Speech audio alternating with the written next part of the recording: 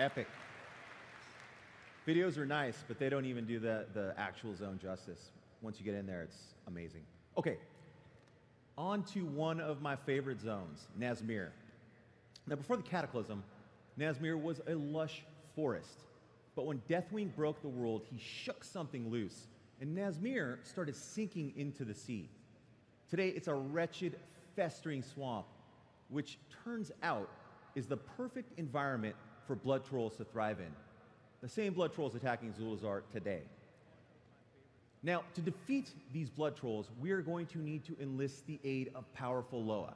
Now, for those of you that don't know, Loa are basically gods to the trolls. Up there, we've got one Samdi, who some of you may know, and Kragwa, the frog Loa, who you'll definitely want to know if you want that sweet frog mount. I know you do. I know you do. Now, as we're digging through the muck in Nazmir, we will uncover ancient Titan secrets in a Titan facility. And inside that facility, there might hold the key to destroying all life on Azeroth, which clearly we do not want. And I hope the Alliance is paying attention here. There are things you're going to need to do as well. And you know what's awesome? Nazmir is playable today on the show floor. So, how'd that get in there? Chris Metzen, good Lord. So, let's take a look at a video of Nazmir.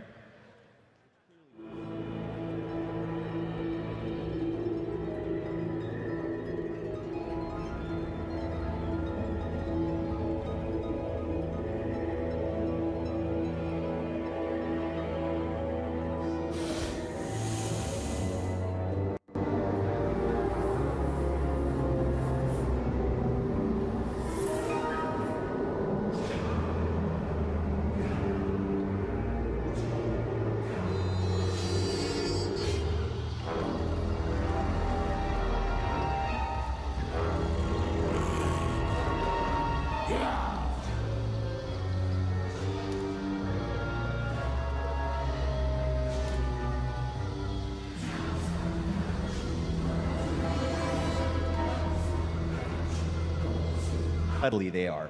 Just want to eat them up. And Vol'dun's got its share of baddies as well, like these snake men, the Sethrak, who will make sure that your stay here is unpleasant. Let's take a look at a video of Vol'dun.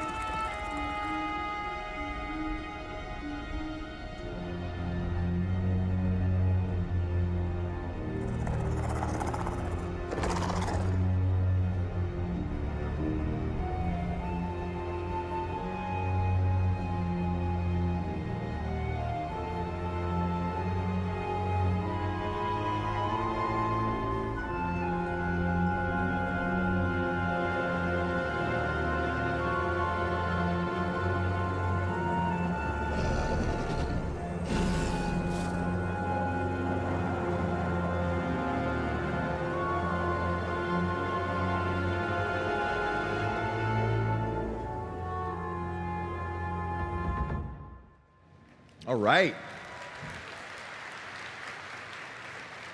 And that was Zandalar. Before I hand off to Ian, I want to take a minute to talk about character stories. In Legion, we did the character story for Illidan, and we really liked how that turned out across the patches. And which, by the way, it's not quite done yet. It'll get there pretty soon. So for Battle for Azeroth, we want to do a lot more of that. We want to involve more characters. So we want to follow the lives of Anduin, the Lion of Stormwind, and Sylvanas as they lead their people through this war. And of course, we're going to adventure with Jaina as she goes to her homeland, Kultiras. We'll find out where she's been, because I know you're all asking. Where she is at today, and most importantly, where she's going. What about Thrall? Where is the orc that founded this new horde? What's his place in all of this? And lastly, we're not going to go to the cradle of troll civilization without exploring the story of our favorite troll, Vol'jin. Thank you, everyone. You've been an amazing audience. Ian's up next.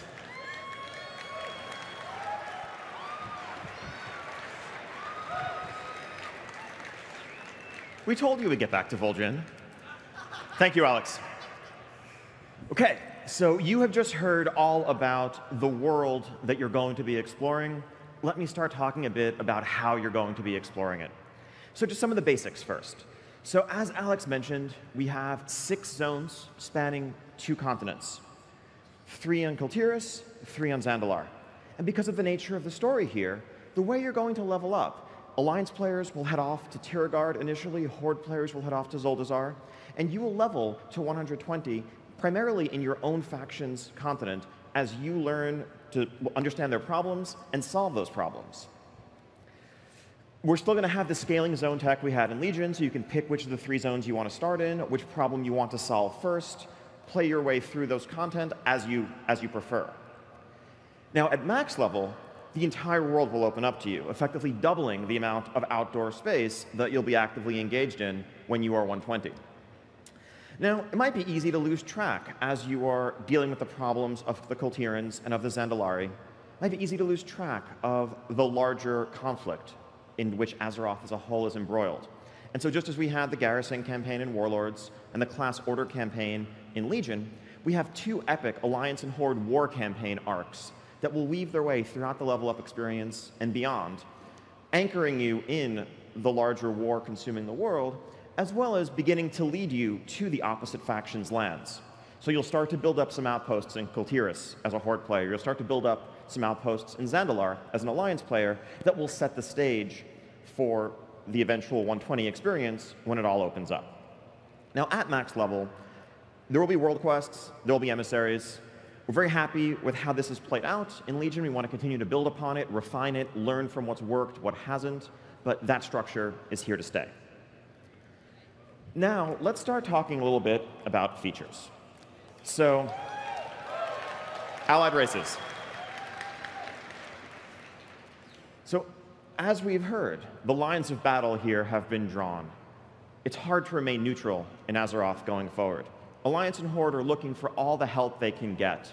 And part of what that means is seeking out potential allies, turning to friends that we've been through great hardship together, and seeing if they will join our cause. And you, as a champion of the Alliance or champion of the Horde, are going to be one of those doing that.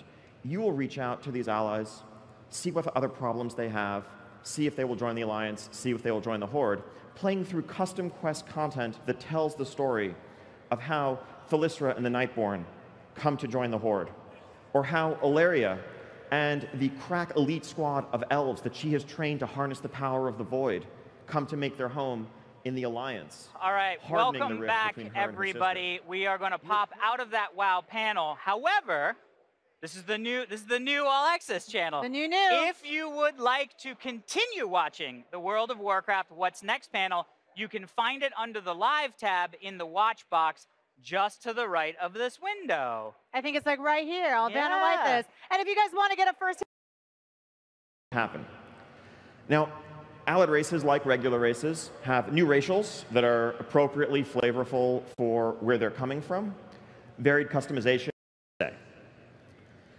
Now, let's start talking a little bit about features. So, allied races. So, as we've heard, the lines of battle here have been drawn. It's hard to remain neutral in Azeroth going forward. Alliance and Horde are looking for all the help they can get. Content that tells the story of how Thalyssra and the Nightborn come to join the Horde, or how Ilaria and the crack elite squad of elves that she has trained to harness the power of the Void come to make their home in the Alliance, hardening the rift between her and her sister.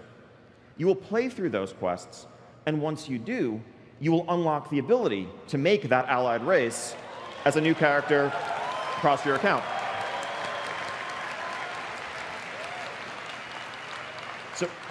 So unlike traditional races where you just buy the expansion, you can make them right away, this is something that has much more story context to it. This is something that will be earned. We need to tell the story to explain why these races came into the faction, and it's up to you to make it happen. Now, allied races, like regular races, have new racials that are appropriately flavorful for where they're coming from. Varied customization, as makes sense for what the race is. Lightforged Draenei have various holy markings across their body that you can customize. Lots of facial hair options, of course, for the Dark Iron Dwarves with their ember-flecked beards from their time by the Forge. But one difference is that allied races actually begin at level 20.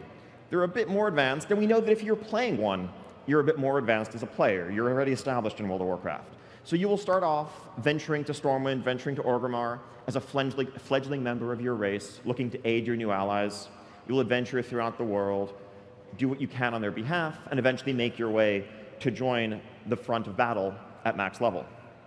Now, you can race change if you want once you've unlocked them. You can boost an allied race. We don't want to limit those options. If you've played, let's say, a Dwarven Paladin for years, but in your heart of hearts you've always wished you could be a Dark Iron Dwarven Paladin, we don't want to make you make a new character or abandon your main to make that happen.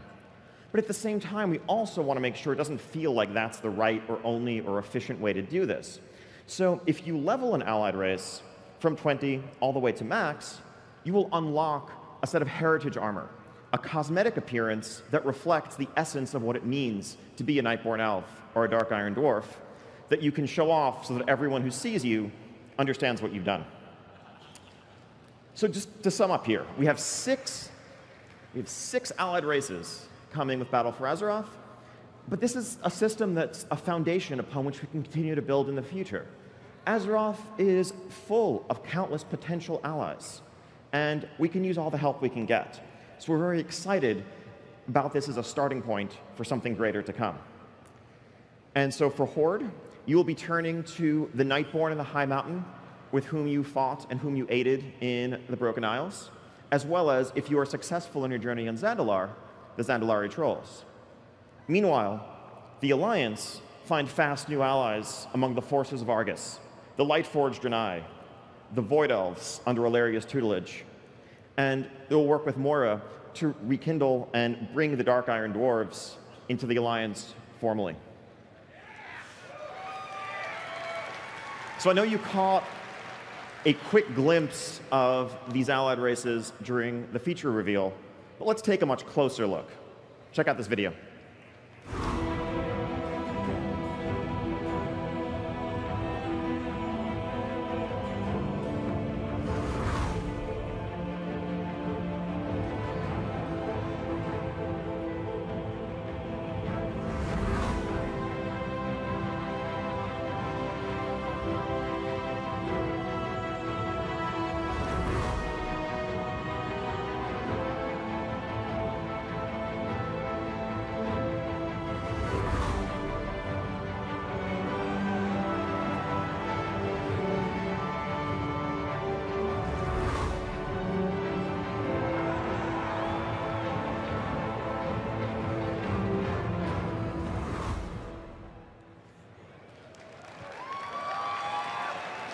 So, pretty cool. One nice thing about the cosmetic armor sets, and you saw all those heritage armor sets in that video, is as cosmetic transmog appearances, these are universal. So if you, for example, played a Dwarven caster and always wished you could have a more battle mage type look, doesn't matter if you wear cloth, you can still transmog it to look like that dark runic male and show that off. So now, I just mentioned that we are inviting players to journey through Azeroth once again, to start off with these allied races at level 20 and explore. Now, if you've done something like that recently, you've probably noticed the experience is kind of rough around the edges. Now, the content, the world, the stories, those hold up. Those are great. There's humor, there's life there. But the pacing of the experience is all off. If you're trying to play through, let's say, Hillsbrad, you'll quickly find that about halfway through the zone, a lot of the quests in your log are turning green or even gray. On the one hand, all the mechanics of the game are telling you to get out of there, to move along for better rewards, more experience, a place where you belong, while the story is telling you to stay because you want to see what happens next. We want to solve that. Now, in Legion, during the level up experience, we introduced the concept of scaling zones, and that allowed players to pick and choose their way through that experience. So,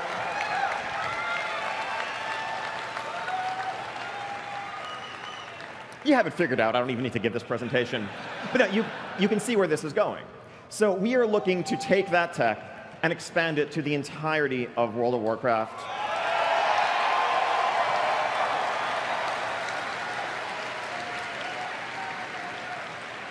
Yeah, we are super excited about this too.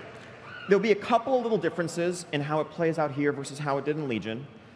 So first off, we don't want Westfall to scale all the way up to, let's say, level 110.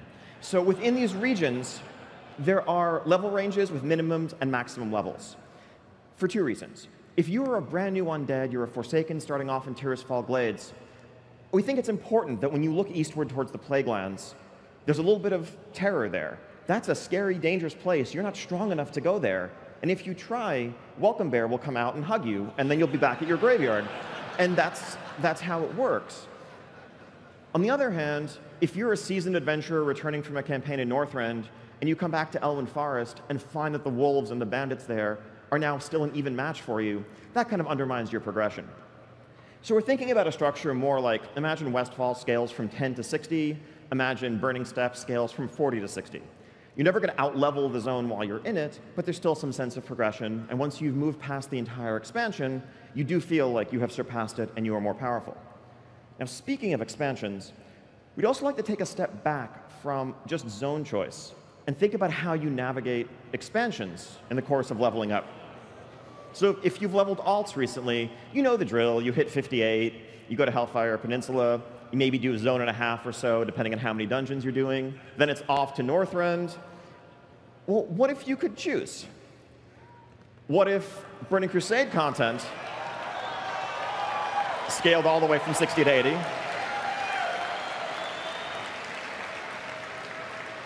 It's pretty self-explanatory. BC 60 to 80, Wrath 60 to 80. Similarly, Kata 80 to 90, Mists 80 to 90. You can pick one expansion, do most of its content if you want. You can bounce back and forth between the two. It's flexible. The point is player choice. The point is having the experience that you want to have as you're leveling through WoW. And yes, this applies to dungeons. It applies to all the rewards along the way.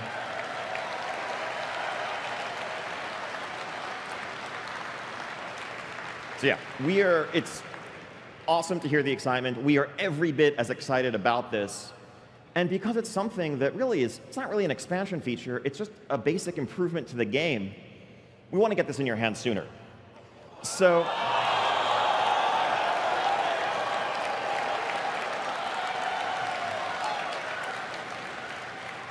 you may have noticed the patch that just went live was 7.3.2. That was a small infrastructure thing. We have a proper 7.3.5 around the corner. It'll be coming to PTR in just a few weeks, and you will be able to see the beginnings of many of these improvements there. We can't wait to hear your feedback. We want to get this in your hands ASAP.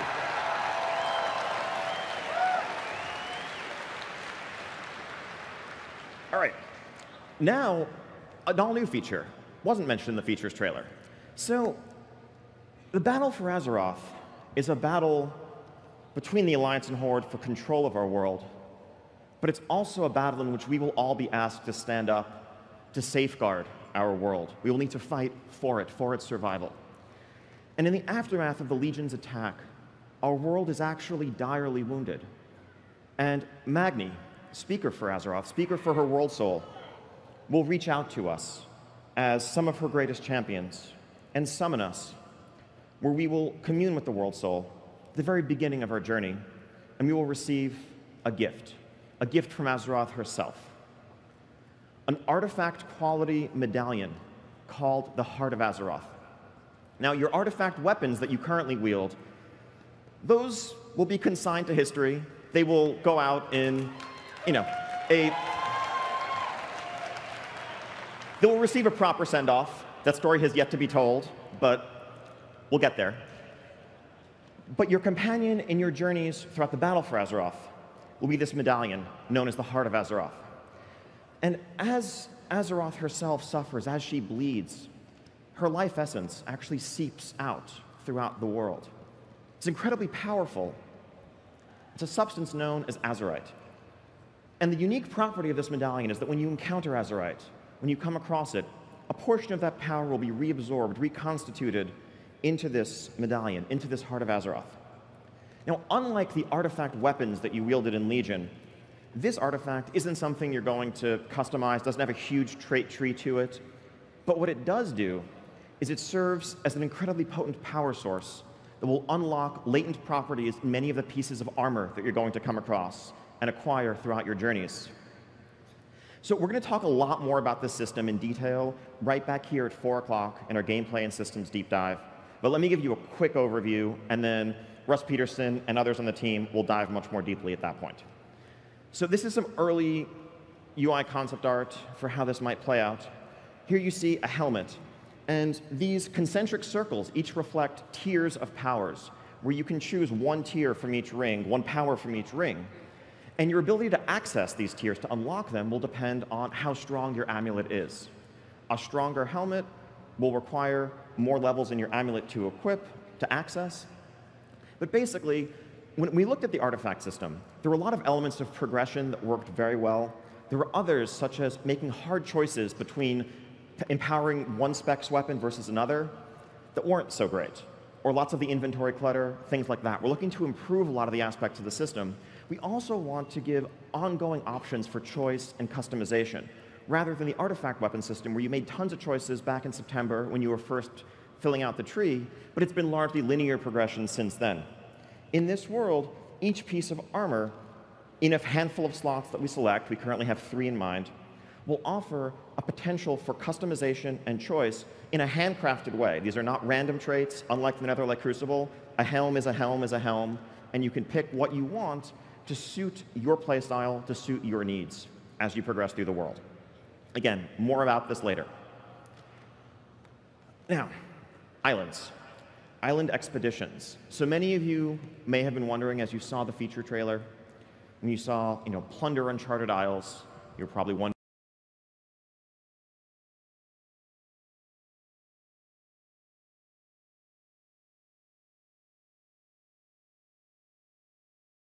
to yourself, what is an island?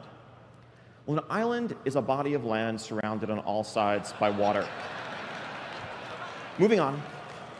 Okay, so island expeditions. Island expeditions have you exploring uncharted isles scattered across the Great Sea. As we've mentioned, Alliance and Horde are locked in this stalemate, and they're seeking all the aid they can get. And there's all this unexplored land, with reports of azurite, this substance I mentioned earlier, bubbling to the surface, as well as other unclaimed resources that could aid the war on the home front. And so Alliance and Horde are both sending their scouts out to scour the sea in search of these locations. And that will naturally lead to the Horde and Alliance coming into conflict in the New World over these small pieces of territory as they each try to claim these resources and take them back home to fuel the war. Now, what does that mean for you, the player? So island expeditions are 3-player cooperative gameplay, role agnostic, and they are a culmination and a reflection of lessons that we have learned throughout many years of developing content, many expansions worth of content development, ranging from Mists of Pandaria scenarios to scaling difficulty in Mythic Keystone dungeons, to randomization and variability of world quest spawning, and more. The theme here is one of exploration, of when you set out for an island, when you set out to an island, you don't know exactly what you're going to find, even if you've been to that island before. On one visit, a given island might be occupied by a settlement of trolls. Some are peaceful, and if you work with them and perform quests for them and solve their problems, they will give you some of their stores.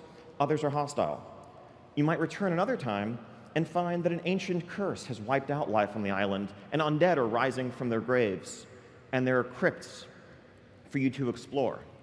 Yet another time, a band of marauding Mogu might have come from Pandaria, taken over the island themselves, and set up shop.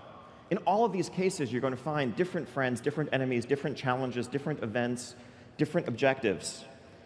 It's going to be one of the most, if not the most, variable, dynamic, replayable experiences we've ever offered in World of Warcraft. And to really And to add another layer of dynamic gameplay here, again, as I mentioned, this is about Horde and Alliance skirmishing. And so as you and your 2 allies roll up in a Horde ship, you will also find that shortly thereafter, 3 agents of the Alliance have arrived.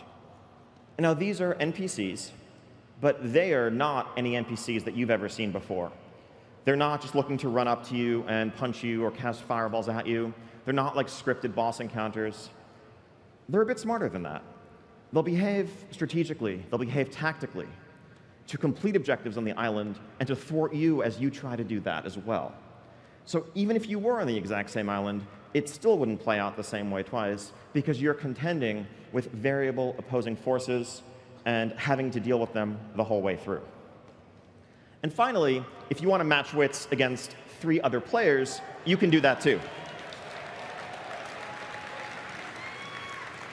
And so these island expeditions can create an all-new type of PvPvE gameplay where you are completing objectives, racing against enemy players to do so, and killing each other where it makes sense. All right, so on the other end of the spectrum, from island expeditions are small-scale skirmish in the New World.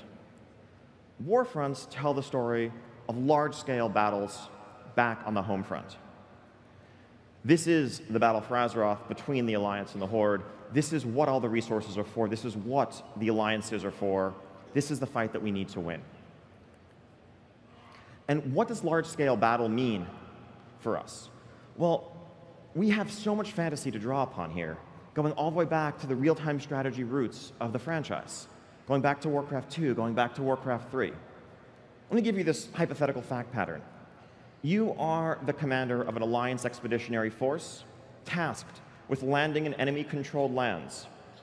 Secure an outpost, build it up, secure supply lines, protect them, build up your base, upgrade your buildings, train troops, and then lead them out into enemy territory, eventually sieging and overwhelming the enemy fortification and crushing them.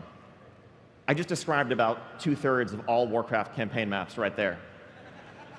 Well, this is World of Warcraft, and let's put you in that experience. This isn't an RTS. This is you as a champion on the front lines, playing out that fantasy, living that experience. What does this mean? A Warfront is a 20-player cooperative raid as you join Alliance force, as you join a Horde force, to build up a base and take on a vast enemy entrenched, led by a powerful commander. And what you will do along the way is gather resources, build structures, decide whether you want a barracks or a stables collectively, upgrade those things, train troops, upgrade your troops, and lead those troops into battle to claim ultimate victory on behalf of your faction. Now, both Islands and Warfronts, I've just given you a quick high-level overview, but again, at 4 p.m., right back here in our Gameplay and Systems Deep Dive, we'll be talking a lot more about both of these features.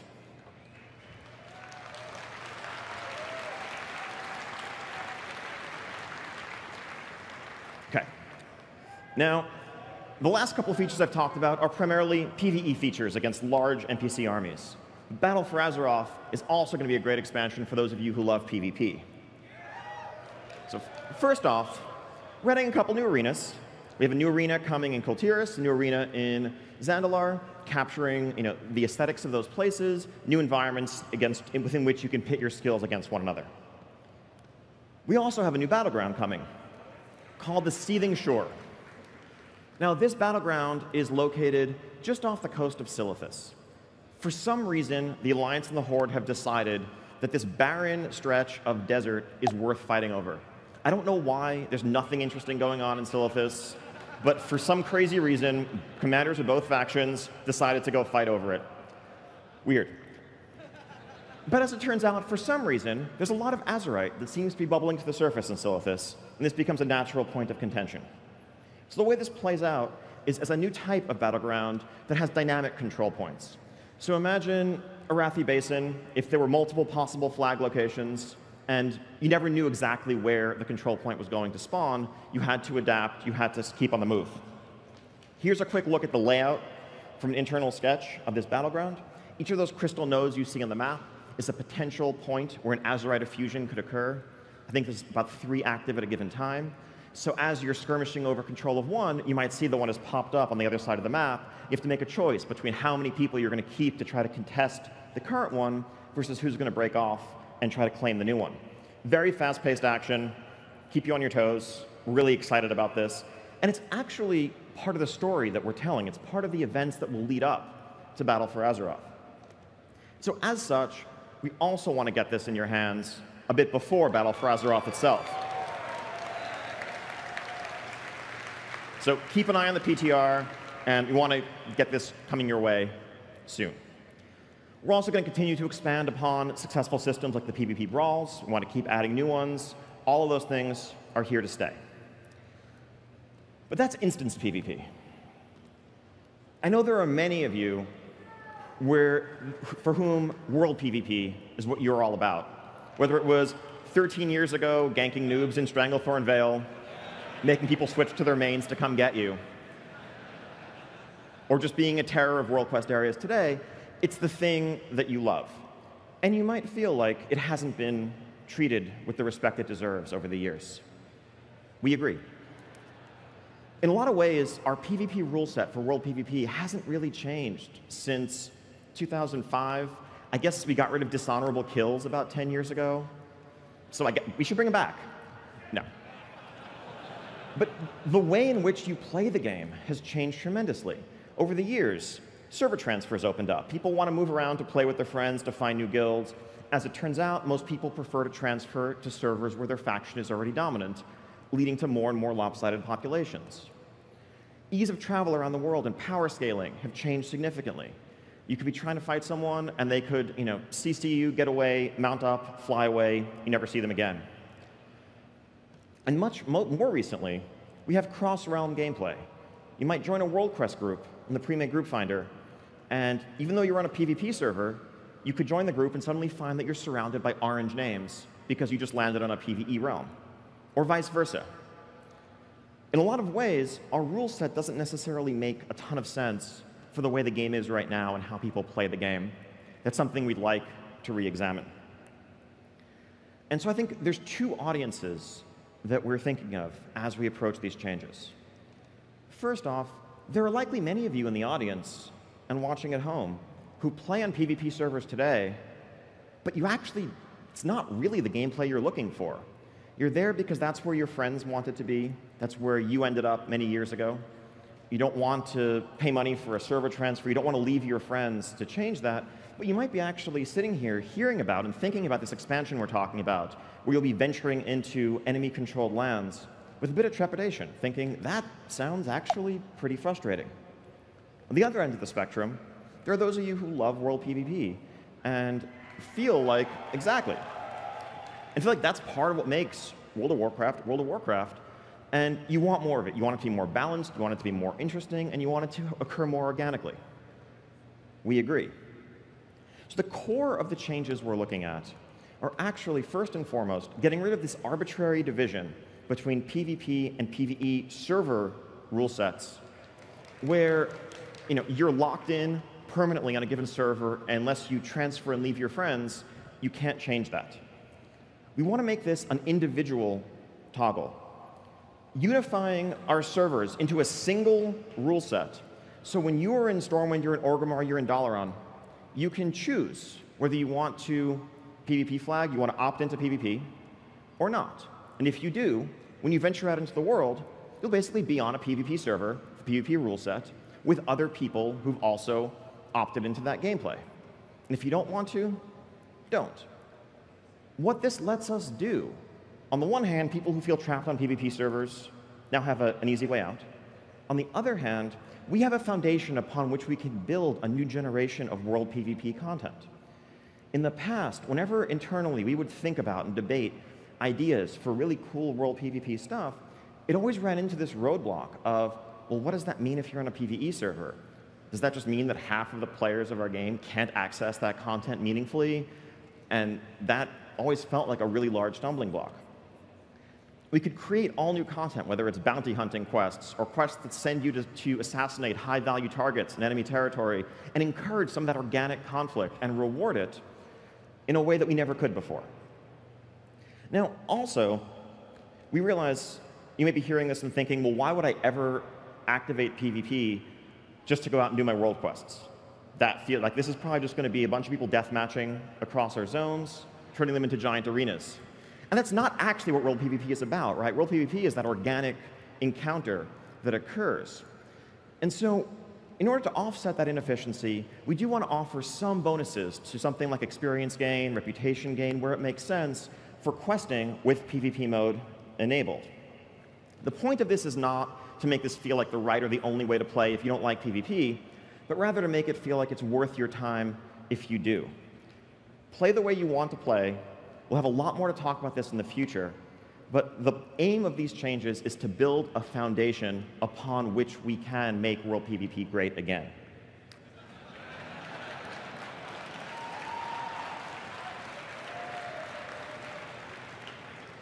So changing gears a bit, dungeons. So we have 10 dungeons coming your way in Battle for Azeroth. Like zones, each faction will have separate level-up dungeons associated with your continent. 4 in Kultiris, 4 in Zandalar, and then all 10 open up when you hit max level, and you gain some new motivations to go into some of those places. On the system side, Mythic Keystones also here to stay. We want to provide better support for that system. We'll be designing more of our dungeons with full knowledge of what this system entails. We also want to provide UI improvements, so it's easier to form and find Mythic Keystone groups. If you're just looking for a 10, but you don't care what map it is, you should be able to search for that much more easily, things like that. But refinements, just building upon a system that we've heard fantastic feedback from the community about. We love this as really making dungeons a continued part of the endgame. Let's talk about some specific dungeons. First off, Freehold. Freehold is located in Tiergard Sound. This is a wretched hive of scum and villainy. It is full of brigands and outlaws and cut purses, and you're going to have to go through this place if you want to put a stop to some of the problems that Kultiris is facing. Let's take a look at a video of Freehold.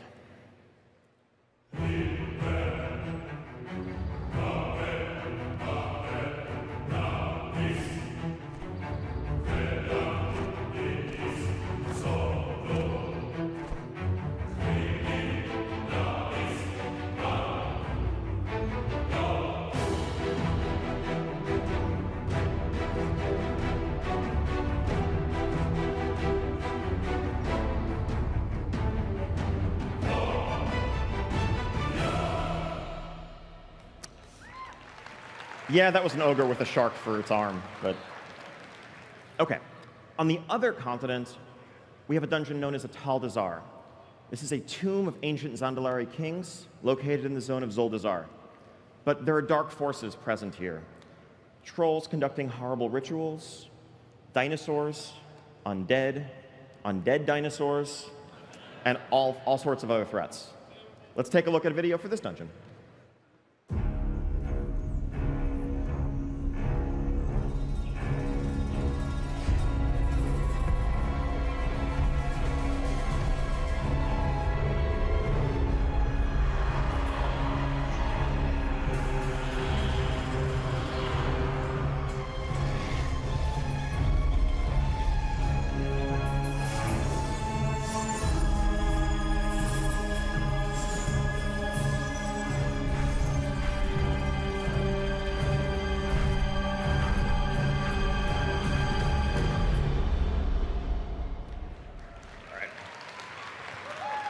So both of those dungeons are also fully playable here on the show floor today for a total of 4 separate experiences: Alliance questing, Horde questing, Alliance dungeon, Horde dungeon. Grab 4 friends, make some new ones, check out the dungeons. We can't wait to hear your feedback.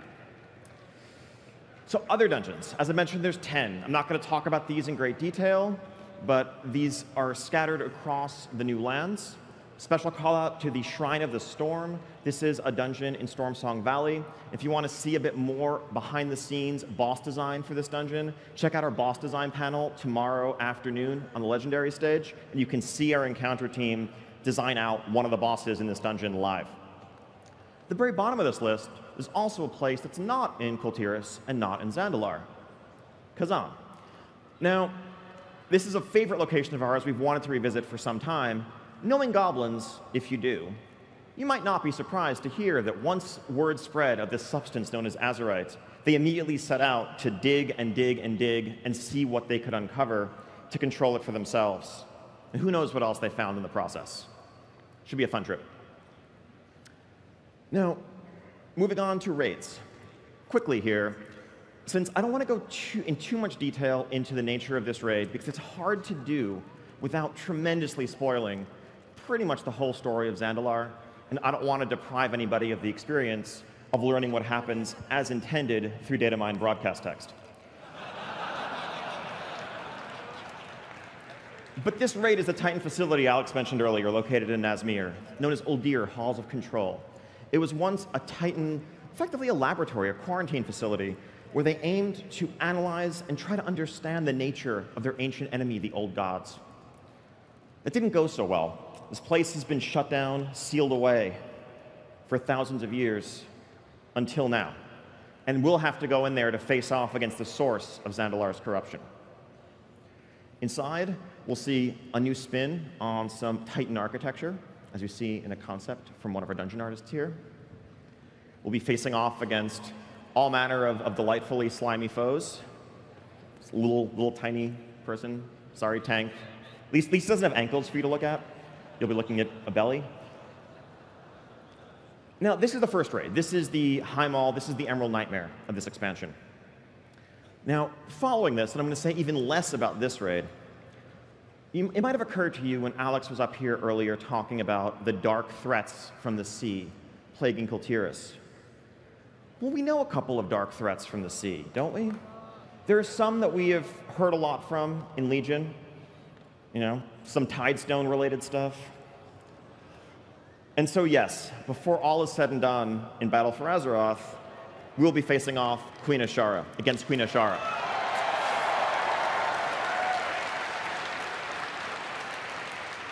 So lots more story to tell on that front.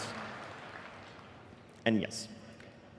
And so the stage is set for the Battle for Azeroth. We have Crimson Red continent in the west, Royal Blue in the east, and a vast expanse of ocean in between. We, as champions of the Alliance and the Horde, will set out to explore islands, battle on warfronts, and uncover mysteries that threaten to undermine the very world beneath our feet.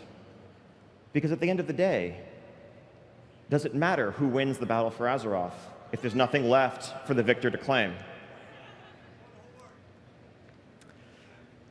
So thank you so much for coming out. Thank you so much for joining us for the beginning of this adventure. It's always a joy. We have so much more information to share over the course of the afternoon here at BlizzCon, starting in just a few hours right back here on this stage. And if you have any questions about what you've heard, submit those questions up at the Darkmoon Fair or online for our Q&A tomorrow afternoon, focused exclusively on Battle for Azeroth content and what lies ahead. Also check out our art panel and legendary stage tomorrow, and so much more. Thank you so, so much. Welcome to BlizzCon. Have a wonderful weekend. Thank you for attending the World of Warcraft What's Next panel. Up next, the Hearthstone What's Next panel.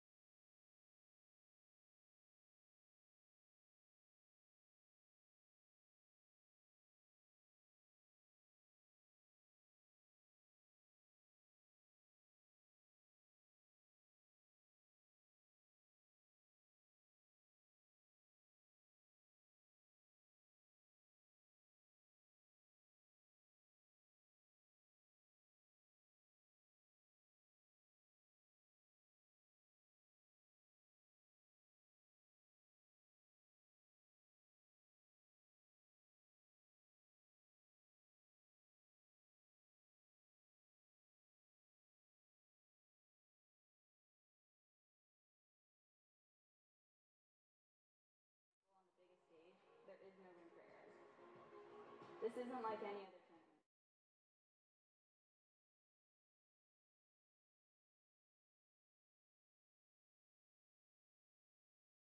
Our team has a real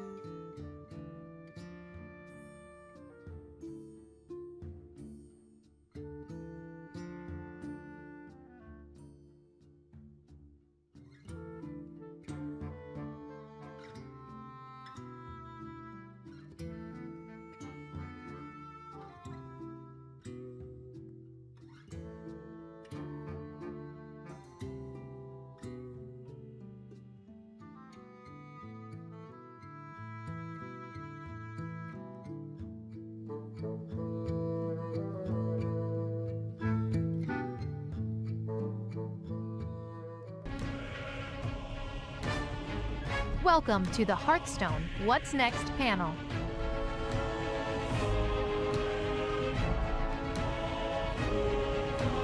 Whoa! Whoa! It feels so real! It's like I'm actually at BlizzCon! Ben, what are we doing with these? What's with the glasses? Guys, this is crazy. We can't be more happy to be here with you today. In fact, everybody here has already gotten to see the amazing cinematic that Ben Brode announced with our newest expansion. Is that right? We were all here to see it. Now, we on Hearthstone pride ourselves on avoiding the cheap parlor trick, the random marketing to-do. In fact, we like to keep things fairly simple, straightforward. But when we do it, we go all out. And with that in mind, we'd like to invite you to pull out your own candle. Place it upon your heads. Candles Let's up. take another look at that amazing cinematic, this time in living cobalt vision.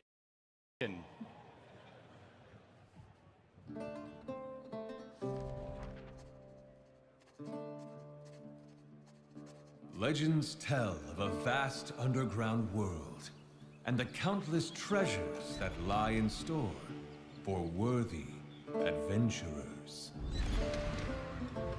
You've signed up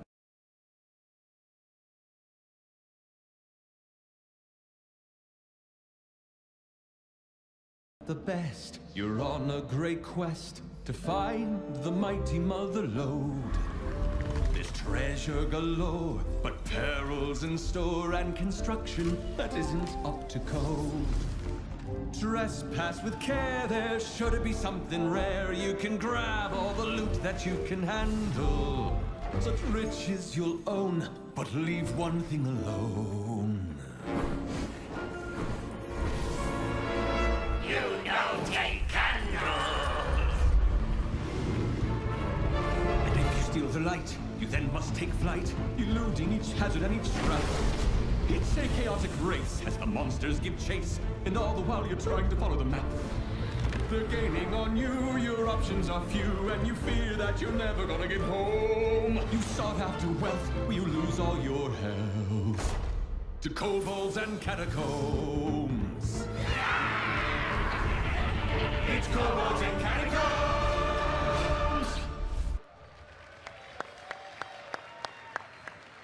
There you have it. That's the absolute latest in state-of-the-art Cobalt VR. Props to our cinematics team for putting that together. So, who wants to hear a story? I have a story for you. You guys want to hear a story? 10,000 years ago, something happened. Now, we don't know what happened because kobolds don't write anything down. But we do know that it was around this time the kobolds started to dig. When all the world is crafting war, when shore to shore the warships moor, when sun and skies hold dread, listen up, my son, pack it up and run. Put this candle on your head. When the seas of blood start churning, when the legion comes a-burning, when frets and threats above abound, just grab your pick, and light your wick, and dig, dig, dig deep down. This is Kobolds and Catacombs.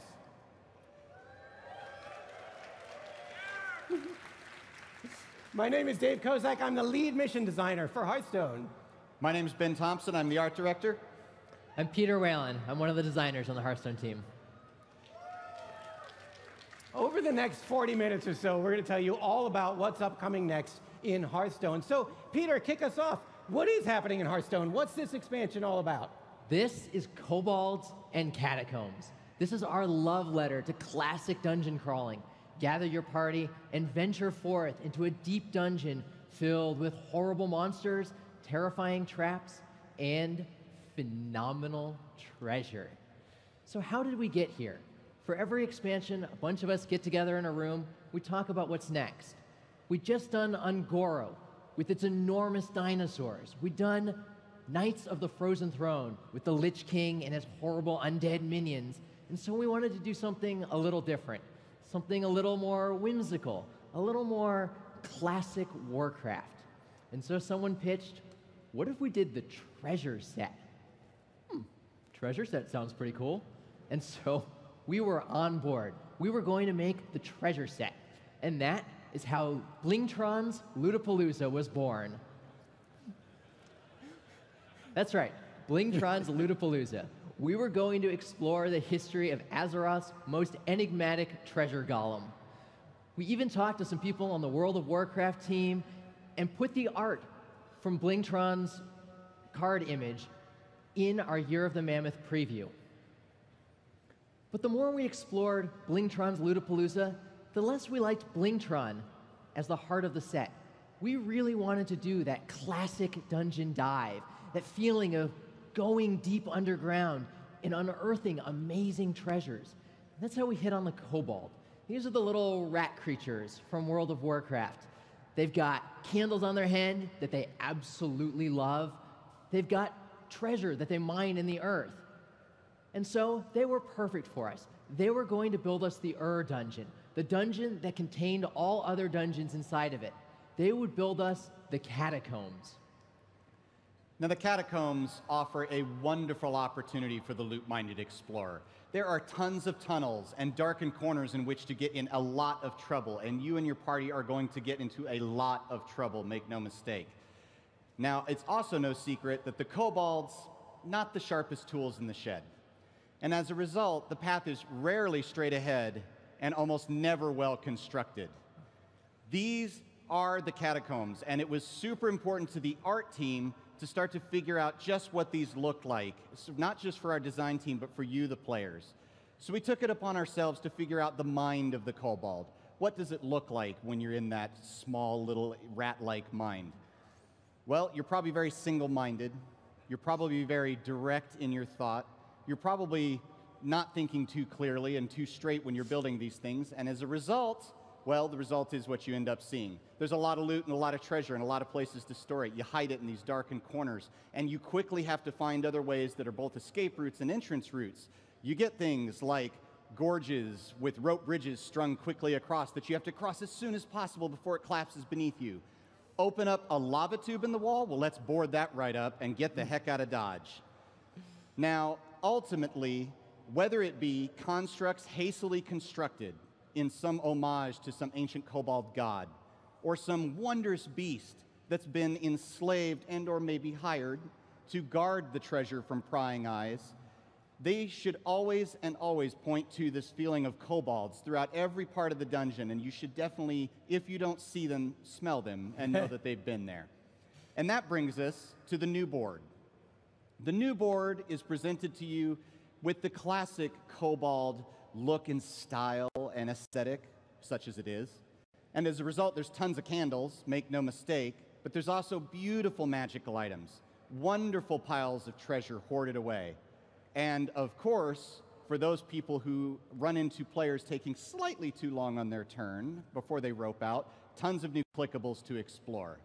But do I need to remind you, don't touch the candles. One of our artists, Becca Abel, she put it best. She said, if this is a love letter to the classic dungeon crawl, it's a love letter written by candlelight. So where we last left our kobolds, they were digging. They've been digging for thousands of years, which brings us to chapter 2, wherein they find stuff. So dig in with claws and paws, and dig, but always trust your schnoz. The nose knows to behold. The smells you sniff, delightful whiffs of silver, jewels, and gold. This is the treasure set. And if we're going to make a treasure set, we need some amazing treasures, some phenomenal treasures, some legendary treasures. For kobolds and catacombs, we have 9 legendary weapons, 1 in each class.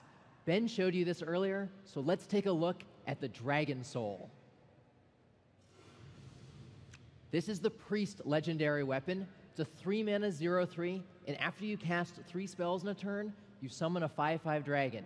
If you cast 6 spells in your turn, you'll get 2 5/5 dragons. Goes up from there. This is pretty cool, but priests aren't the only ones getting legendary weapons in the set. Let's take a look at the mage staff, Alunath.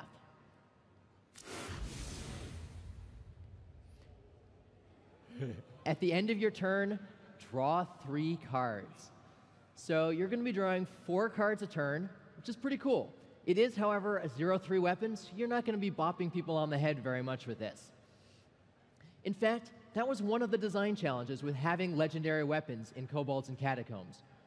It's really important to us that all the classes in Hearthstone feel distinct, and some of the classes have weapons, and some of them don't. So in order to get that across, the caster classes, mages, warlocks, priests, have 0 attack weapons in Kobolds and Catacombs. In fact, early on in design, they didn't have any attack or any durability. Those were just not there on the card at all. In playtesting, it felt pretty weird, but we wanted to keep that sentiment, so they all have 0 attack. Legendary weapons are something that's very, very near and dear to our hearts with this set. It's one of the last card types to gain legendary status. But legendary status comes with more than just a drake put across the top of the frame. It comes from more than just an orange gem at the base of that art. Legendary weapons need to feel that not only do they belong to the class to which they've been assigned, but also that they are personas in and of their own right. These weapons have names. They've earned these names.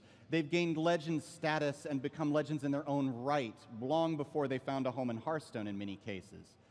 Now, that happens oftentimes in magical weapons through a personality. They gain a little bit of a personality to almost a human-like quality all their own, and in some rare cases can be found to communicate with the hero who wields them with, of course, delightful and sparkling conversation.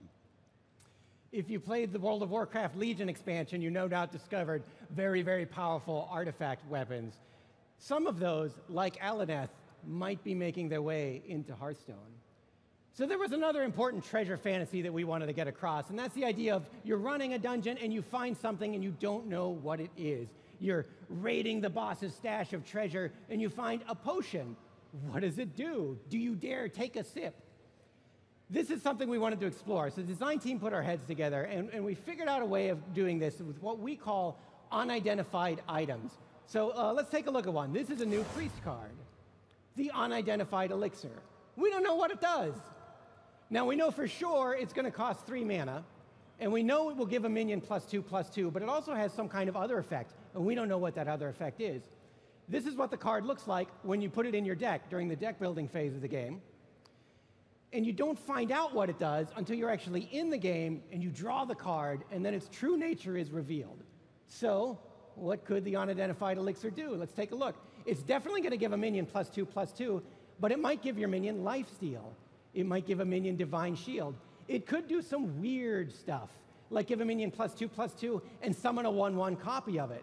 Or give a minion +2/+2 and a Death Rattle to return it to your hand. In design, we called these cherry, grape, banana, and peach. So you have to adjust your strategy. Until you draw the card, you don't really know how to use it, and you need to figure out what delicious flavor you're going to get. We have a video of this in action, so you can see how it works. It's time to draw a card. Let's see what we get. It's unidentified. Right there, it gets identified in your hand. It's the Shadow Elixir. And we have a target for it on the board already. Now, aside from a challenge to design, this also was a challenge to our art team, because we were like, hey, guys, draw a thing, but don't show people what it is. The way our art team solved this problem is they kind of wrap them in this shroud so you don't really see what it is. It's kind of like you get to open a birthday present. We have 3 unidentified items in the game, in Kobolds and Catacombs. We've shown you the unidentified elixir. There's some kind of unidentified shield, and some sort of unidentified weapon. But we're not going to show those today. They will remain unidentified. You see what I did there? You see that? Very good. Unidentified weapons and items are some of the core fantasies that we wanted to explore. As the design team sat down at the beginning of Kobolds and Catacombs, we wanted to figure out what are the core fantasies of treasure. Why is treasure so cool? And we hit on 2 things, anticipation and progression. Anticipation is that feeling as you open a treasure chest, when you're dreaming of all the awesome things that are inside of it. Unidentified items hit on that. As you draw them, you get that moment where you get to hope, oh, this is going to be the perfect one. For progression, we wanted to capture that sense that as you found treasure, your character would get better, and then you'd find better treasure, and your character would get even better. That's really cool, and so we captured that in the Spellstones. This is the Lesser Jasper Spellstone, the Druid Spellstone. For 1 mana, it does 2 damage to a minion, and while it's sitting in your hand, if you gain 3 armor, it'll upgrade. Let's see what that looks like. Now it deals 4 damage to a minion. If you gain 3 more armor, you get to deal 6 damage to a minion. So 1 mana, deal 6 damage to a minion is a pretty good deal. You might be willing to put some extra cards in your deck to gain armor to take advantage of something like that.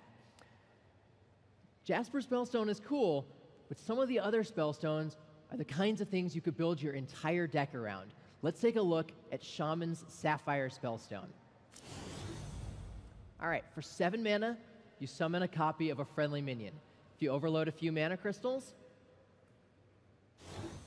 you get 2 copies. Overload a few more. And now, for 7 mana, you get 3 copies of a friendly minion. If you combine that with something like Snow Fury Giant or Aticc, you get an instant army. Let's see that in action. So we've got a Flame Wreath Faceless on the board. We've got a Sapphire Spellstone in hand. We'll upgrade our Spellstone to Greater. And now we've got an army of Flame Wreath Facelesses. Brutal. Brutal. It's pretty awesome. Seems pretty good. So looking at Spellstones, these ended up being a real challenge in communication. Not just communication for the player, but also communication for the opponent oftentimes too, so that they know exactly what just happened to them, such as we just saw. Now, it's important, of course, that these feel very class-specific. When you see a Spellstone, you should know immediately what class it's ascribed to. Additionally to that, though, what Peter mentioned before is very important, which is you want these to feel as though they're leveling up. You want to feel that progression as you go. So they really need to have 3 very clearly defined states. This ends up being a practice in looking at different silhouettes or colors and changing the palette of the Spellstones slightly, all of which help towards getting that sense of progression.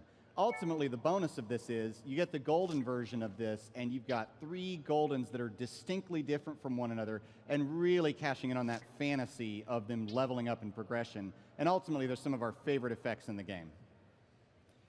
So we've got a lot of treasure sitting here. We've got legendary weapons, spellstones of great power. We've got unidentified items. You put that much treasure in one place, you're bound to attract some unsavory types.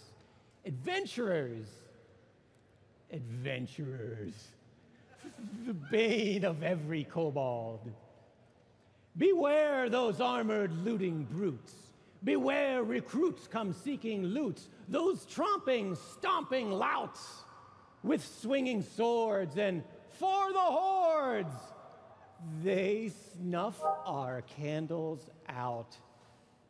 Adventurers. You know, we have the fantasy, I mean, this says it's crawling with adventurers. We have the fantasy of not just that you're putting adventurers, an adventurer party in your own deck, but your opponent might be doing the same. And in fact, in the single-player dungeon run mode that we're going to talk about soon, you might be looting the dungeon, and you might run across an AI-controlled adventurer doing the same thing that you're doing in the dungeon, looking for loot, and you might have to fight.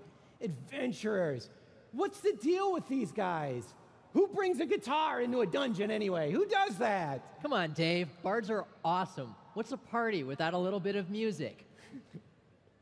Adventurers are really cool, and they were very important to capturing that fantasy of doing the dungeon run. And so, we introduced the Guild. We needed you to have a few friends. This is a group of guys that raid the dungeon every week, venturing deep into the Kobold Catacombs, and you've already met one of their members. Let's take a look at Marin the Fox. When Marin comes into play, he summons a 0/8 treasure chest for your opponent. We really like Marin the Fox, and he is the Guild's chief procurement officer. Procurement. He goes out, he finds awesome treasures. So what are the treasures that Marin finds? Let's take a look. We've got Toland's Goblet, draw a card and fill your hand with copies of it. We've got Zerog's Crown, discover a legendary minion and summon 2 of it. We have the Golden Kobold. It replaces your hand with legendary minions. And we have the Wondrous Wand. You draw 3 cards and they're all free. Marin is pretty fantastic. And the coolest thing about him is that you can play him starting next week. He's free for all of our players as soon as you log in. And even better, if you're sitting here at BlizzCon or you're watching via the virtual ticket, you'll also get a golden copy of Marin the Fox. I'm excited about Marin. The only thing I hear here is if I get a golden Marin, I've got 5 goldens for the price of 1, and that seems like a good deal for any looting adventurer. It's pretty awesome. The guild is really cool, but Marin's not the only member. In fact, the guild is so cool, they have a keyword, recruit. Recruit means summon a random minion from your deck. Let's take a look at one of those cards. Gather your party. You're sitting in a tavern, you're a warrior, you've got 6 mana, and you get to recruit a minion. You'll summon a random minion from your deck, maybe something like the Lich King or Yasharaj. Those are absolutely the guys you want in your adventuring party. Recruit's pretty cool, and it introduces deck building challenges. How many minions do you want to have in your deck? Do you want to just have giant ones? Let's take a look at one of the other versions of Recruit that has slightly different deck building challenges, the Guild Recruiter. The Guild Recruiter will go out and she'll recruit a small minion for you, any minion that costs 4 or less. And these deck building challenges are different. Do you want only 4-drop minions? Do you want to have any 1s, 2s, or 3s? Do you only want minions that have negative battle cries, things like Pit Lord, or cards with overload, like Flamewreath Faceless? If you summon a minion from your deck, its battle cry won't fire, so those things won't hurt you. We're pretty interested in seeing how players explore with the recruit mechanic and build new decks. So, we have lots of treasure and lots of adventurers looking for treasure, but they have their work cut out for them because as the kobolds are digging, they're finding lots of things. And when a kobold finds a terrible, terrible monster, a kobold tunnels quickly in the opposite direction. Tunnel over monster lairs, tunnel under trolls and bears, tunnel round the oozing creep. By candlelight see sights so beastly when you dig, dig, dig down deep. Man, this place crawls. What kind of monsters are we gonna find in here, Ben?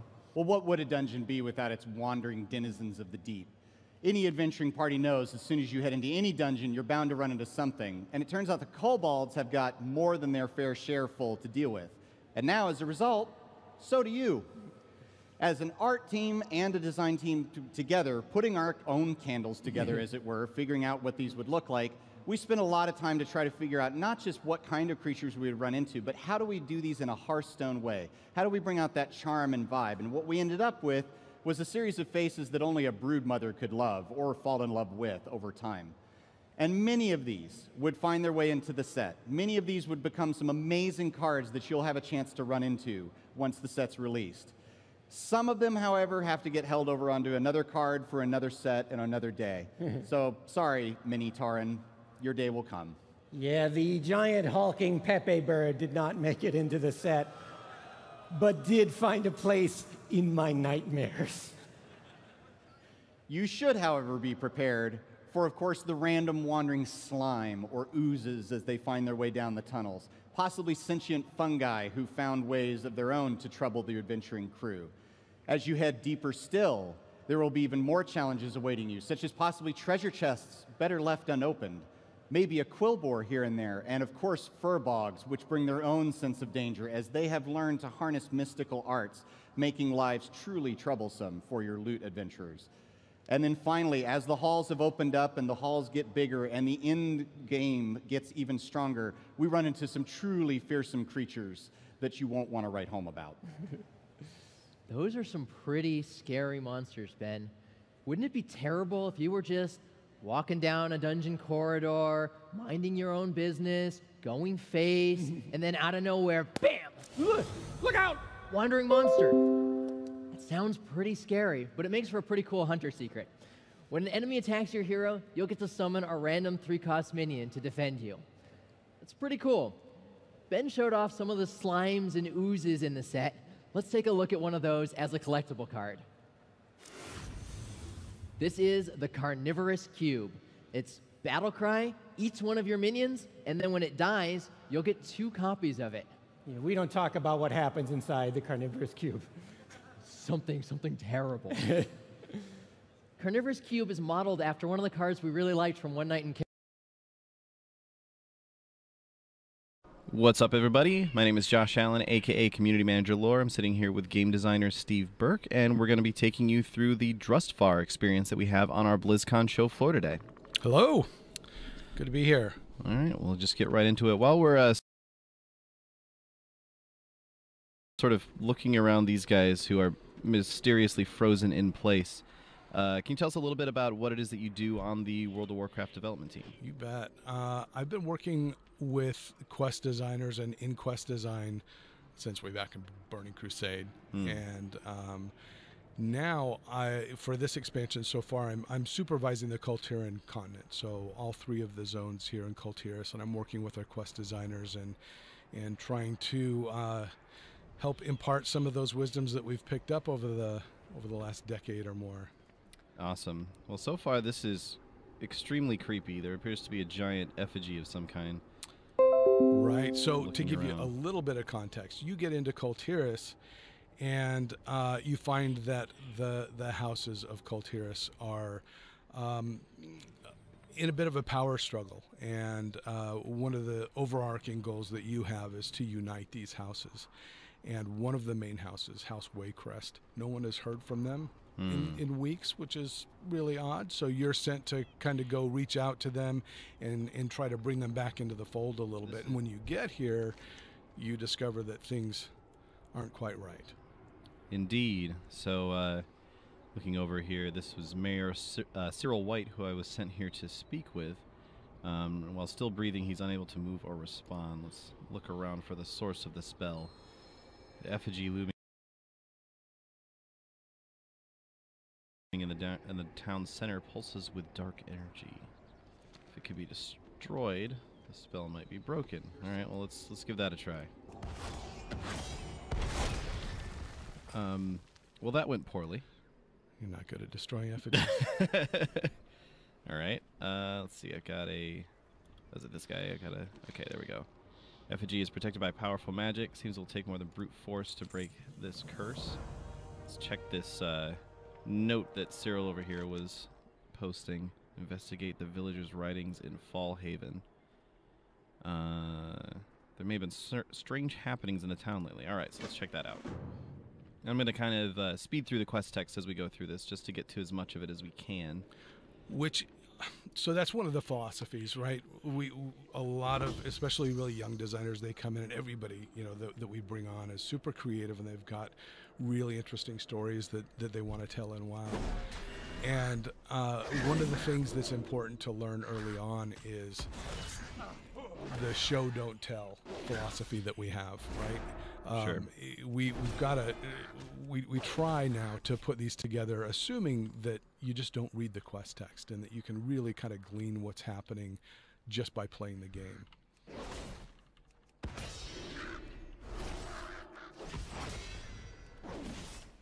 All right, so clearing out some of these guys here. We'll check out this thing. Don't know where these blasted flies came from, but they've returned each morning for a fortnight now. So I have a bonus objective here as well that I can do.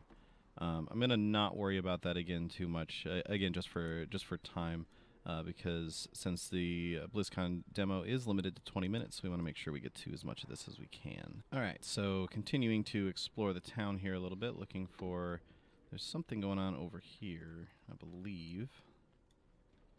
If I come inside here, aha, yes, some notes. Don't know who you think you're fooling, but I've seen you sneaking out into the foothills while you think I'm asleep. Ooh, someone up to no good. Better not involve that crazy woman in the woods. So the last guy was talking a little bit about someone off in the woods as well. So it seems like maybe we have someone off in the woods who's up to no good, basically.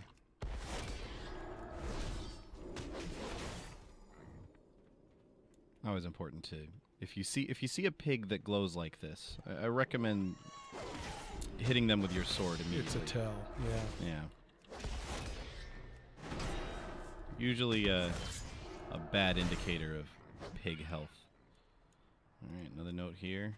These guys seem like they've been having a bad time. Apologize for the delay in the latest butchery shipment. He's given some plant scraps by the kindly old woman down the way for my pig feed. Afraid it may have been tainted. All right, so... So it's a good thing I'm here to help translate this. I don't know if you picked up on any of it, but I think there's an old lady out in the woods. That's the kind of storytelling. Yeah. It's nuanced. Yeah, real subtle. Just making sure that only the most devoted of players really can pick up on it. But that's one of the things, right? Is just kind of that repetition and making sure that we... This is also like the very first quest of the first zone in the expansion. Right. So. All right. All right, so now we have to go confront the old lady out in the woods that the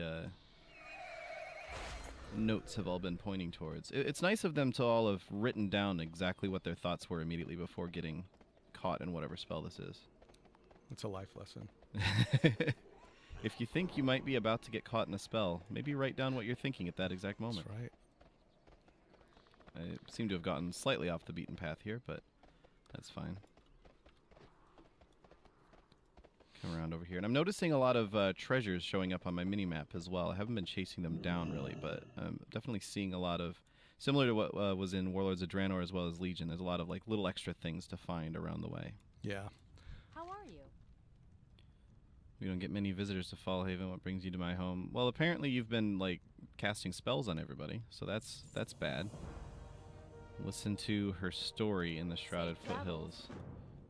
Oh, she wants me to take a seat. What's the worst that could happen? All right. Oh, that immediately went poorly. Instant regret. Instant regret. Silly paladin, this village is mine. The mother has willed it. You should turn away now, lest you share their fate. All right, so I seem to be fine, which is good. There's a little note over here. If she had a mustache, she would have been twirling it right there.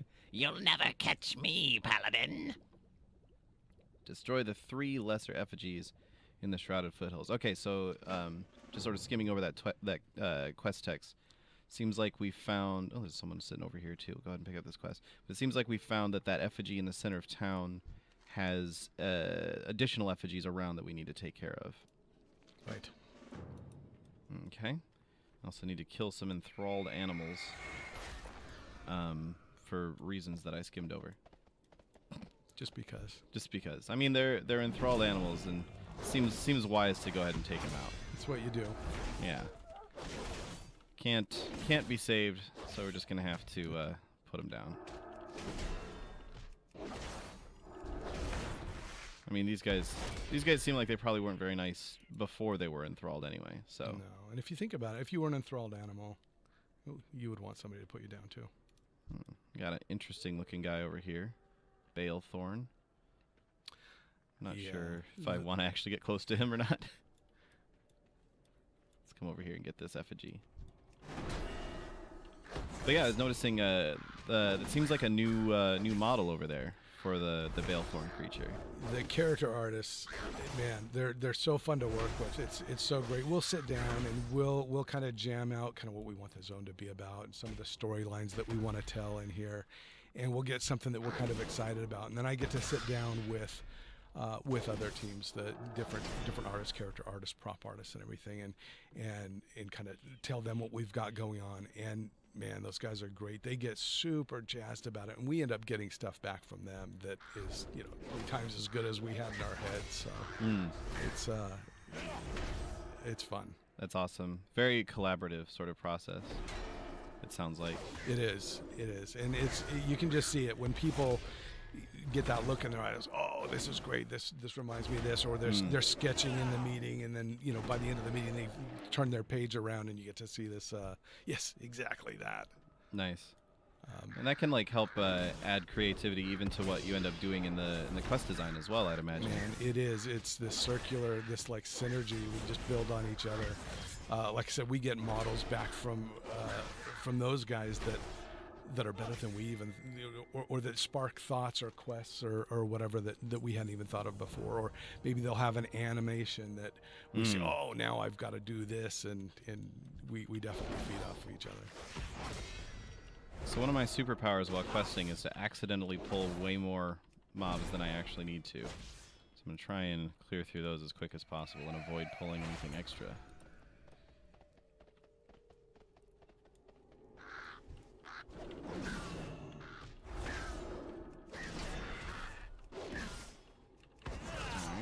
another effigy here. I think that's the last of the 3 effigies. Yeah, it looks like it is. And of course, I have to. That's right.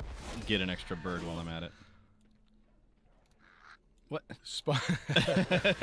Spotting's another one of those tricky things, right? I mean, we'll go through, we'll play this a lot, and we'll either thin it out or thicken it up in places. In places like this that are outdoors, where we don't have a whole lot of blockers, sight blockers, we want to make sure that we give you enough challenge that it's interesting. For sure, yeah. I'm not being overwhelmed or anything right now, which is good. So that was a little sort of like wicker dog thing. Right. So thematically here, as you're about to see, we got to play a little bit, or you saw her transform there just a minute ago. That was one of the hooks for this zone, was the whole Salem witch, Blair witch kind of vibe, and what would that feel like in WoW. A little background, this zone was actually going to be a frozen wasteland in the north. Oh, wow. When we first started developing the expansion. And we got a certain ways down that road, and it just wasn't, people just weren't really feeling it. And the witch hit was just this ancillary, like, oh, it'd be kind of cool if, as a tendril of this story, you've kind of got these witches. But that was something that really resonated and that people latched onto. So we ended up recreating the zone here, and that was one of the things that we ended up kind of tripling down on here. We're real happy we did. It's a really cool hit for a while. Yeah, definitely. It's a sort of like there's been hints of like witchcraft here and there in the past, but we haven't really had like a real focus on like this is actually the main storyline in the area before. And it's so far it's really cool. Yeah, it's something.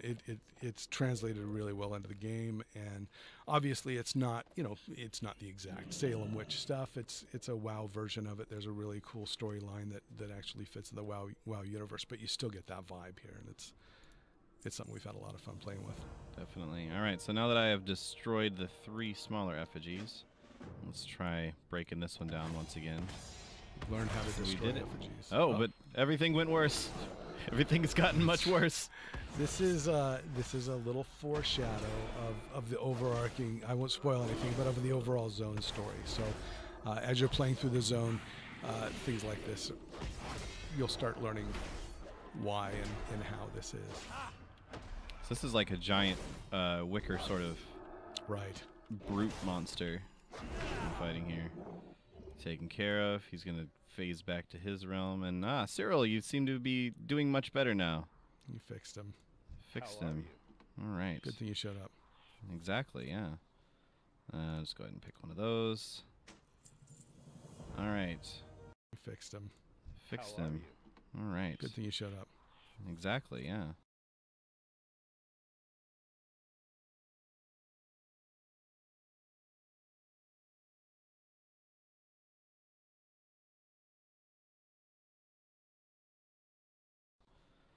Just go ahead and pick one of those. All right. Meet with Constable Henry Framer at Hangman's Point in Drusvar. All right. Looks like, so that's opened up a bunch of other quests in the area as well. This sausage vendor we were talking to earlier, he also has a quest. Elijah. Yeah. Has some issues getting sausages. All right. Go ahead and pick up all these quests. We're not going to have time to do all of them, but go ahead and pick them up. This person's grandson has gotten lost around the caves to the north, and the Trogs might have got him. Oh, no. And we'll pick up the flight path, because if I have to look at that on the mini-map, I'm going to go crazy. Right. Can't not do it. Yeah. All right, so let's see here. I feel like the kid that got lost up in the caves had it coming. I'm not going to worry about saving them right now. Good call. I want to go check out the Hangman's Point, because that says the Waycrest daughter, which was the Kultiras house you were talking about earlier. Right. But I also want to find out what's going on with these sausages, because I do like sausages. So this is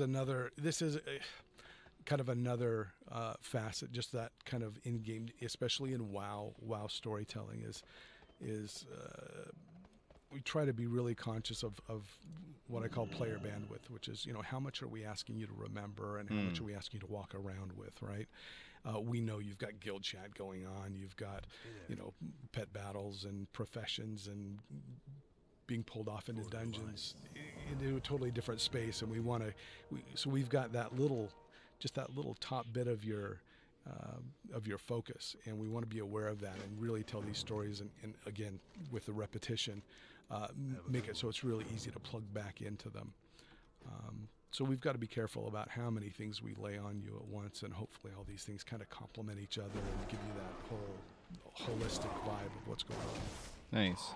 So I just kind of picked up all these quests here. Can you give me a quick run through of what's going on in this area? So what's happening here? The guy that you just interacted with I think he went home for lunch. He came back, and all of his buddies who were responsible for the pig farm here have been actually turned into pigs themselves. Oh dear. Oh yeah, this pig is wearing goggles. Which, yeah, is a problem. They seem to have done nothing for him. Those were not goggles of pig proofing. There's another guy over here wearing a belt of some kind. What are you wearing, sir? It's a pack pig. So last one was Trevor Hightide. Travis Daybreak. It's like they sneak in some developer names here every once in a while. We just can't help ourselves.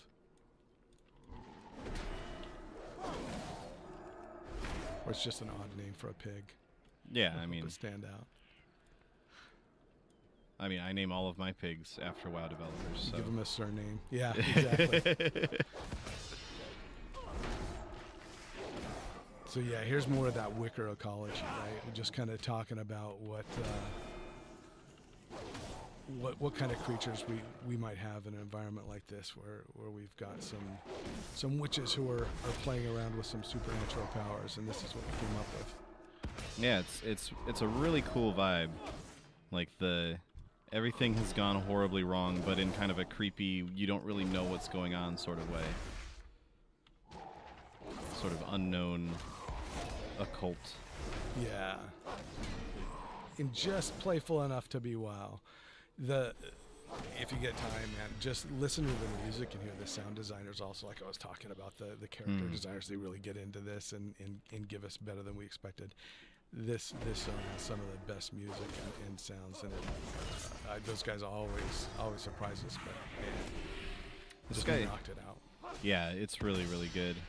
This guy also seems to be afflicted by the same sort of energy, I guess, that was on those pigs we saw earlier. Right.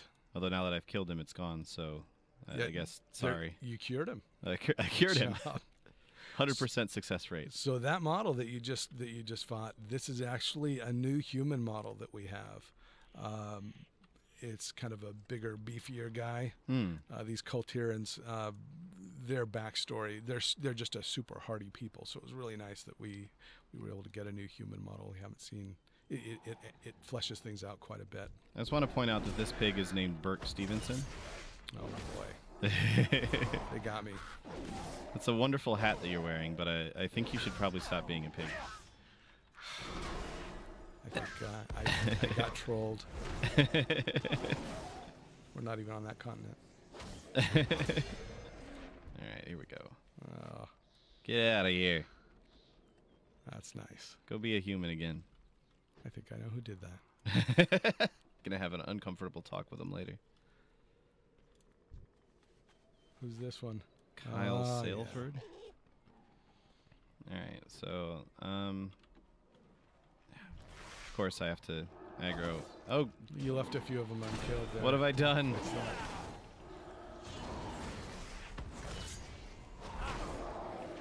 Let's just go ahead and cheat for a second there.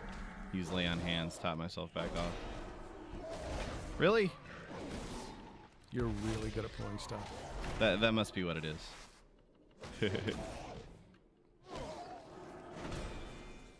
I'm just so skilled. That's how come I keep having to fight everything. That's right. I noticed there was another quest inside here. Ah, there you go. Oh, and of course more of these that I have to kill. Couldn't just leave any of them sitting around. You're getting better at killing wicker things, which is going to come in handy later. Bring the pig fetish to Thomas Stoughton. That is a disgusting, gross. 2 pig heads just sort of like tied together. I don't know. If you're a sausage farmer, maybe that's awesome. Yeah, I guess. Just really into head cheese or something. Oh.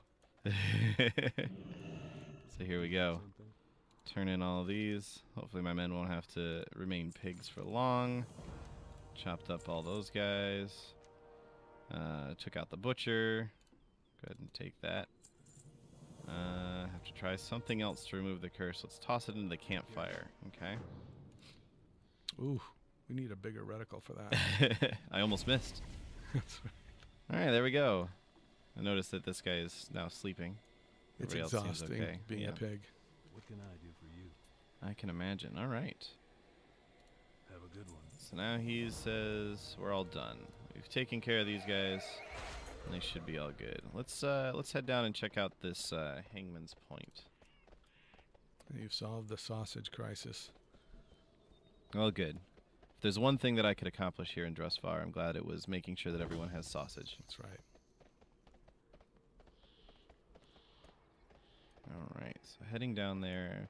The environment here is really like spooky all the way through. I'm noticing like that just sort of slight haze over everything. Yeah, we've been dialing that in. It's this whole eastern side of the zone is kind of just planting the seeds of the mystery that you're going to solve as you work your way westwards through the zone.